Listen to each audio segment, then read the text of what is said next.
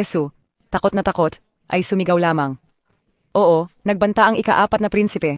Kung magsalita ka, gagawin kong ganyan ang mukha mo. Pagkatapos noon, umalis siya.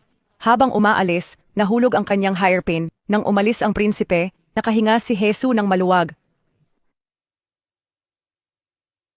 Nakita niya ang hairpin, dinampot ito at umalis. Pauwi, nanginginig siya sa lamig. Sub-zero ang temperatura, kaya natural lang na nilalamig siya. Akala niya nagtagumpay siya, kaya di nag-isip bumalik. Pagdating sa bahay, maraming tao sa pintuan. Nag-aalalang tinanong siya ng ate kung nasaan siya kanina. Naramdaman ni Jesu ang init ng pamilya nang marinig ito. Hindi siya makapaniwalang nakauwi na siya. Nang gabing iyon, sabi ni Kiryong na baliw siya sa ginawa. Sa Goryeo, pwedeng magkaroon ng mixed bath, pero kung makita mo ang ika-4 na prinsipe, delikado yan. Tinanong ni Jesu kung anong klaseng tao ang ika-4 na prinsipe.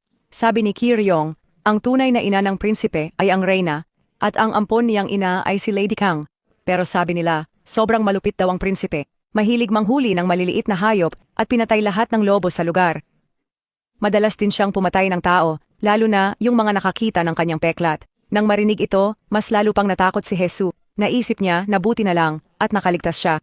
Sabi ni Kiryong, bukas ipinanganak ang ika-4 na prinsipe sa maharlikang pamilya. Kung ipinanganak siya sa ordinaryong pamilya, baka hindi siya nabuhay. Curious si Jesu, bakit di siya mabubuhay kung ordinaryong pamilya? Sabi ni Kiryong, sa Goryo, gusto ng lahat ang magaganda. Kaya walang pag-asa ang mga pangit, naisip ni Jesu. Mukhang ang pagpapahalaga sa hitsura ay naipasa na sa loob ng 1,000 taon. Kinabukasan, ika-30 ng lunar na buwan, binihisan si Jesu ng mga katulong.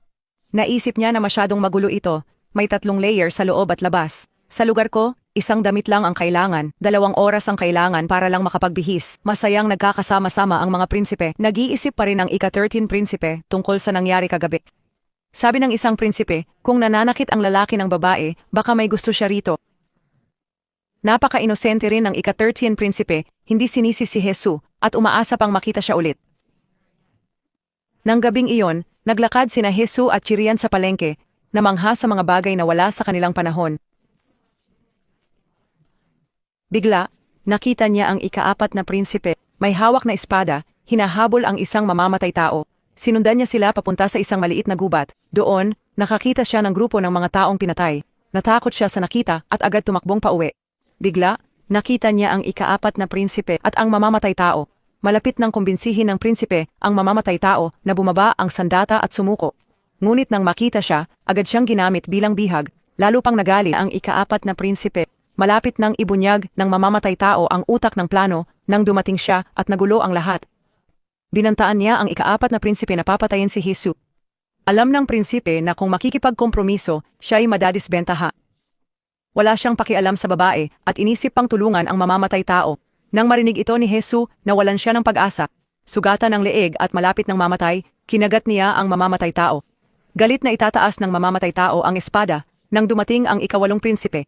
Nagalit ang ika-4 na prinsipe nang mapatay ang hinahabol niyang mamamatay tao. Hinawakan niya ang espada at pupatayin sana si Jesu. Itinuro ng ika-8 prinsipe ang espada, walang kasalanan ang babae. Hahanapin ko ang tunay na salarin para sayo. Walang saysay ang pagpatay sa kanya ngayon. Mas mabuting habulin natin ang ibang salarin. Napapayag ang ika-4 na prinsipe at pinalaya si Jesu.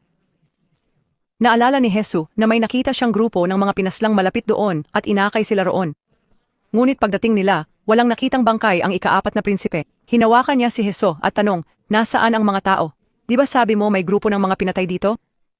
Nakakita ng dugo sa kawayan ang ika-8 prinsipe at sabi, may pinatay nga pero nalinis na. Tumakbo ang ika-4 na prinsipe para hanapin ang mamamatay tao sa ibang lugar. Nang umalis ang gustong pumatay sa kanya, napaiyak si Jesu. Ano ba ang mali kong nagawa? Hinayaan niya akong patayin ng asasin at gusto pa niya akong patayin mismo. Naaliw ang ika-8 prinsipe sa inosente ni Jesu at niyakap siya para aliwin. Ayos na ngayon. Nang gabi, natapos ni Jesu ang pagbanda sa sugat at matutulog na sana, di inaasahan na salubong niya ang ika-4 na prinsipe sa daan.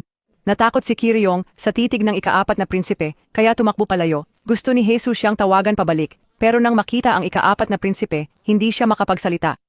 Hinawakan ng ika-4 na prinsipe si Jesus sa lalamunan, tinanong, "Ano ba talaga ang nakita mo?"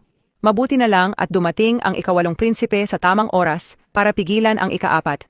Naalala ni Jesus na nakasuot ng fur coat ang mamamatay tao, agad na nahulaan ng ika-4 at ika-8 prinsipe kung sino ito. Binantaan nila si Jesus na huwag magsabi kaninuman o malalagay siya sa panganib. Paalis si Jesus, sabi ng ika-4, "Mula ngayon, madalas kang lilitaw sa harap ko." Galit na sumagot si Jesus, "Bakit hindi ako pwedeng lumitaw sa harap mo? Pantay-pantay tayong lahat. Bakit mo ako sinubukang patayin ng maraming beses? Mali ba na gusto kong mabuhay?" Ang ika-4, nalilito sa kanyang mga salita, hindi siya pinansin at umalis. Inalalaya ng ika-8 prinsipe si Jesus pabalik sa kanyang silid. Nang gabing iyon, nagkaroon ng bangungot si Jesus. Tanong ni Jesus, "Nagkakabangungot ka ba sa gabi? Epekto ba ito ng pagpatay ng tao?" Sabi ng ika-8 prinsipe, "Kung ang pagpatay sa isa ay nagbibigay ng bangungot, hindi na ako makakatulog." Hindi maintindihan ni Jesus bakit sinabi ng ika-8 prinsipe na pumapatay siya sa kabisera mula noong 11 taong gulang siya. Kung hindi siya pumatay, siya ang papatayin. Hindi niya alam ang side effects na tinutukoy nito. Ngumiti lang si Jesus, walang paliwanag. Kinabukasan ay unang umaga ng bagong taon. Lahat ng prinsipe ay nasa bangka, nagsasaya. Dumaan ang emperador at napansin ang pasa sa mukha ng ika-13 prinsipe. Tinanong niya kung anong nangyari at sinabi ng ika-13 prinsipe na siya'y natisod at nahulog. Hindi natuwa ang emperador. "Matanda ka na para mag-ingat," saway niya. Samantala, nag-aalala pa rin si Jesus kung sasabihin ng prinsipe na siya'y natamaan, puputulan ba siya ng ulo o binti. Noon din, dumating ang ika-13 prinsipe. Pinilit ni Jesus na magmukhang kalmado. Pinaalis ng prinsipe ang mga alipin at si Kiryong. Sinabi na kailangan niyang kausapin si Jesus. Akala ni Jesus ay papahirapan siya ulit, pero tila nahihiya at nag-aalinlangan ang prinsipe. Gusto niyang ipahayag ang nararamdaman, pero hindi niya magawa. Sa karanasan ni Jesus sa pag-ibig, alam niyang may gusto sa kanya ang prinsipe. Naisip pa niya na sasabihin nito na siya ang unang babaeng nagtrato sa kanya ng ganoon. At tama nga siya. Matapos mag-atubili ng matagal, biglang binulalas ng ika-13 prinsipe ang mga salitang iyon. Nagulat si Jesus, "Ay naku, matagal na pala yung linyang yan." Naguluhan ng prinsipe, di alam ang tinutukoy niya, pero ayaw ng pag-usapan pa.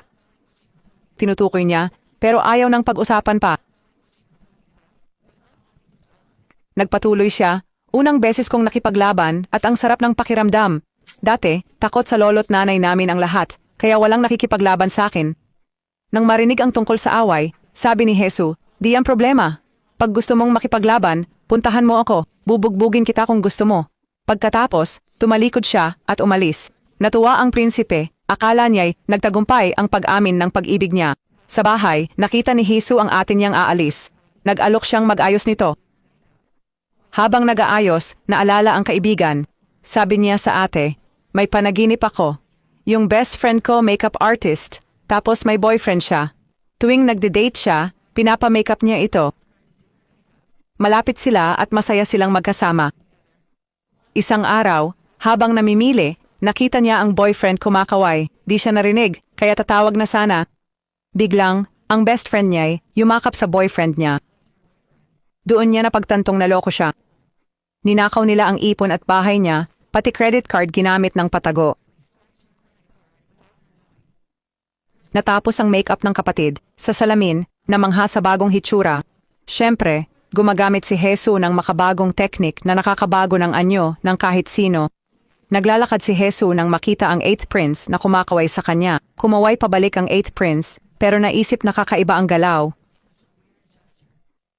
Pumunta si Jesus sa botika para bumili ng sangkap para sa sabon at body wash. Tinanong ng 8th prince kung ano ang sabon. Naunawaan niyang sinaunang panahon ito, kaya ipinaliwanag na para sa paglilinis, paliligo, at paggamot sa mga sugat. Matapos bumili ng gamot, sinabi ng 8th prince kay Jesus na ilagay ito sa sugat sa leeg para hindi magpeklat.